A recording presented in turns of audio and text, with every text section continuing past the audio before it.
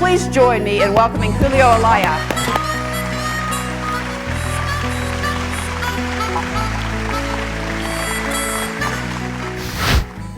Listen carefully.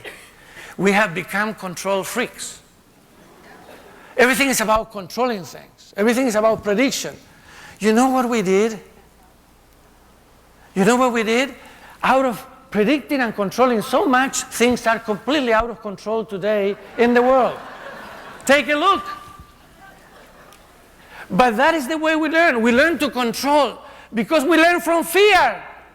Fear drives our desire to control. As long as humankind operates from fear, our drive to learn will be about going for control and prediction. I invite you, my dear colleagues, to inaugurate a different emotional place for learning, and that is called gratitude, where we truly, truly say thank you to life for all the gifts we all day have.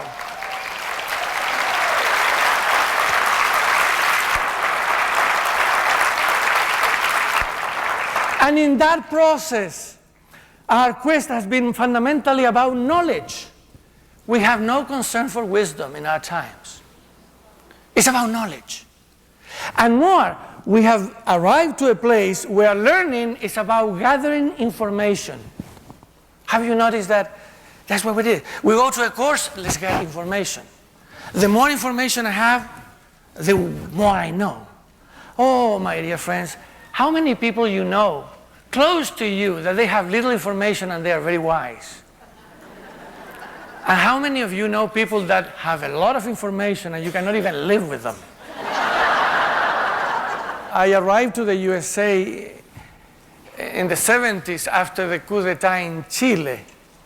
The coup d'etat was in September 11th, 1973. That was my first September 11th. And I knew, I was 28 years old, and I knew that my life was shifted. And it did. After that, I went to Argentina, where I got a new coup d'etat, and I was persecuted by it. So I then came to the USA, and in the USA I got another coup d'etat. Carter was defeated by Reagan. Remember that? By the way, my father was also an exile. My father fought in the Civil War in Spain. That's why he was a refugee in Chile. So all these things made me think a lot about life.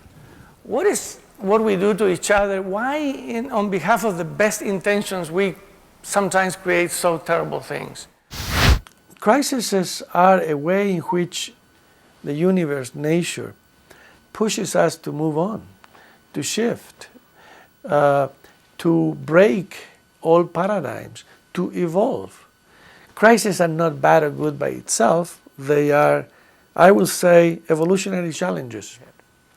So for me, when we have a crisis like today, we have the serious crisis with the financial one, we can go back to the old thing and gather the old thing and do more of the same. And there's a lot of people today that are moving in that direction. Or we can say, what is the opportunity? What is this evolutionary crisis inviting us to examine and to move on? The most common self-assessment that exists in this country, that I can tell you with certainty, I've been 30 years working with Americans, is I'm unworthy.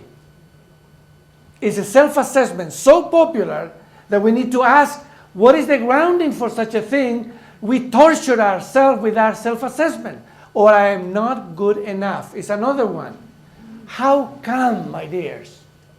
If the center, the emotional center of this civilization shift to gratitude, we will have for the first time sufficiency, enough.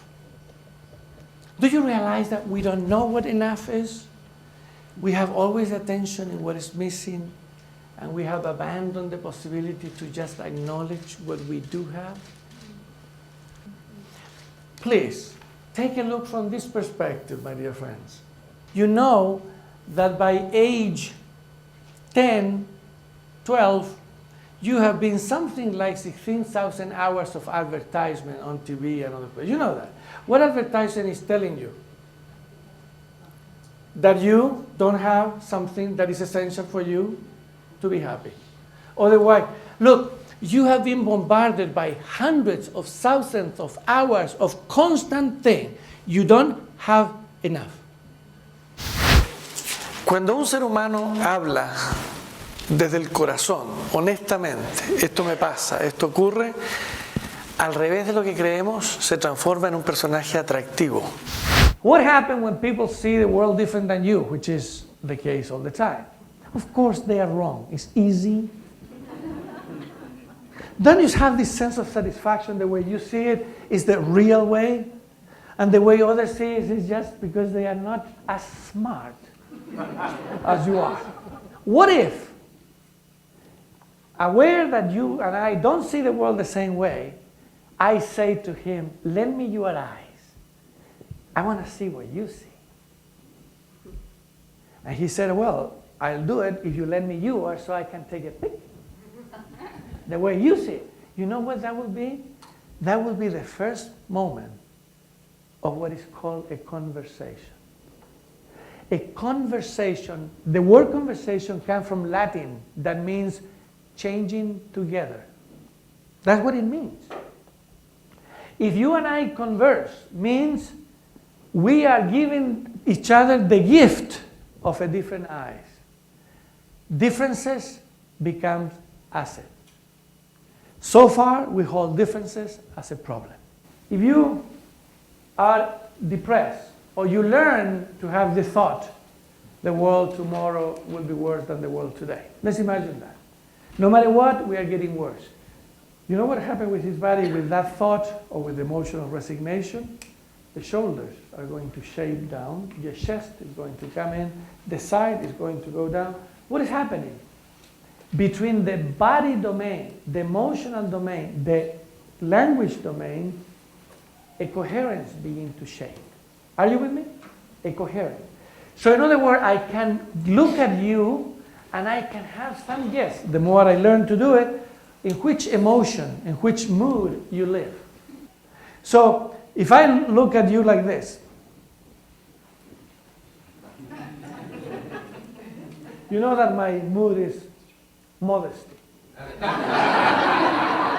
Well, why did you laugh? Very simple. You recognize in that body lack of modesty. We want to talk about all aspects of human experience, not reducing everything to a technological explanation. For me, coaching is about that. And the crisis of our time is demanding all our efforts. Because the truth of the matter is that you take a picture. If you read the last scientific reports on environment and energy crisis, truly there are two ways to read them. Or you go straight into denial, which is common, or you get depressed. So my invitation for coaching is, we need to have those conversations without denial or without depression. We need to invent a new space to hold them. That for me is coaching. That for me is coaching. Thank you. Thank you very much. Thank you. Thank you very much. Thank you.